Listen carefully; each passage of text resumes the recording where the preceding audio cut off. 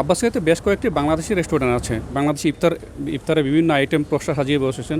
এখানে অনেক কাস্টমার আসছেন বাংলাদেশি। আলুর চপ আছে, বুট আছে, বেগুনি, পেঁয়াজু, বিরিয়ানি আছে, চপ আছে, আর সাদা ভাত আছে। মানে বাংলাদেশ যে আইটেমগুলো আছে আর কি। আমরা আব্বাসিয়াতে আরেকটি রেস্টুরেন্টে এসেছি, যেখানে বাংলাদেশিদের মালিকানাধীন রেস্টুরেন্টটা।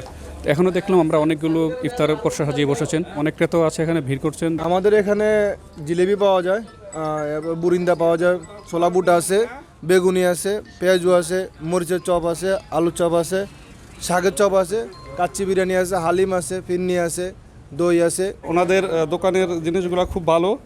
অনেক বাঙালি এখানে, তো আমরা সবসময় এখান থেকে ইফতারি খাই। পবিত্র রমজান মাস যখন আসে, আমরা যারা এখানে প্রবাসী আছি, প্রবাসে আমাদের জন্য খুব ডিফিকাল্ট হয়ে যায় ইফতারি বানানো। তো সেই ক্ষেত্রে বাংলাদেশি যে হোটেলগুলো আছে এখানে, যারা বাংলাদেশে পরিচালনা করে, তারা আমাদের জন্য বিশেষ করে আব্বাসি এরিয়াতে ওনারা ভালো ভালো ইফতার আমাদের জন্য আয়োজন করে। আমরা যেন অফিস থেকে এসে ইফতারিগুলো নিয়ে ঘরে যে স্বাচ্ছন্দ্যে মোটামুটি ইফতার করতে পারি। যেমন আমরা জিলাপি নিতে পারি, বরিন্দা নিতে পারি, বুট আছে আমাদের এখান থেকে। আমরা বেগুনি, পেঁয়াজ থেকে শুরু করে হালিম থেকে শুরু করে প্রত্যেকটা আইটেম মোটামুটি আমরা পাই। আর বিশেষ করে বাংলাদেশের যে ইফতারিগুলো এখানে আমরা তো নিই, এবং ইন্ডিয়ান থেকে পাকিস্তানি থেকে সবাই এগুলো পছন্দ করে বাংলাদেশের খানাগুলো। আমি আর ম্যাগি, স্বাদ ও ভালোবাসার দারুণ জুটি ফ্রম নেসলে।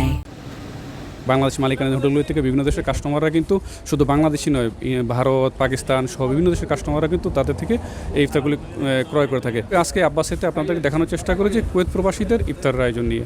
এই ছিল সর্বশেষ কুয়েতের আব্বাসিয়া থেকে। মঈন সুমন, সময় সংবাদ।